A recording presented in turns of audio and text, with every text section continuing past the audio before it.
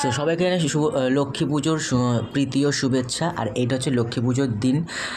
এই যে আমার মা লক্ষ্মীকে আমি ঘরে নিয়ে এসেছিলাম আর পুজো দিয়েছিলাম। আমার কাছে একটাও ভিডিও ক্লিপস ছিল না, তাই আমি দিতে পারিনি। তারপর ফোন ঘাঁটতে ঘাঁটতে পরের দিন দেখছি এই যে ভিডিও ক্লিপসটা ছোট্টটা ছিল, তাই এটা দিলাম। আর এইটা হচ্ছে পরের দিন, কারণ আমার পুজোর দিনকে একটু সময় ছিল না ভিডিও করার, তো পুজোর পরের দিন পুরো তোমাদের ঘরটা চলো ঘুরে দেখাই কেমন লাগছে। আর এই যে আলপনাগুলো সমস্ত কিছুটাই আমি দিয়েছি। আমি কিন্তু খুব ভালো একটা আলপনা দিতে পারি না, তবে চেষ্টা করেছি একটু ভালো করে করার। আর এই যে আমার মা লক্ষ্মী, যাকে আমি আমার ঘরে এনেছি, ঘর আলো করে রয়েছে আমার ঘরে।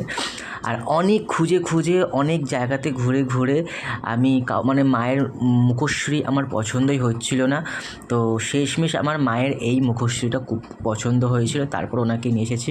তো সবাই অবশ্যই কিন্তু জানিও যে আমার মাকে কেমন লাগছে। আর এই যে পুরো আলপনাগুলো সব আমিই দিয়েছি। আর আর আমার মাকে কেমন লাগছে কিন্তু সবাই অবশ্যই কমেন্টে জানিও। আমার মাকে শুধু ফাঁকা মুখে এত সুন্দর লাগছে, সাজালে আরও সুন্দর লাগতো, কারণ আমি সাজানোর মানে সুযোগ পাইনি।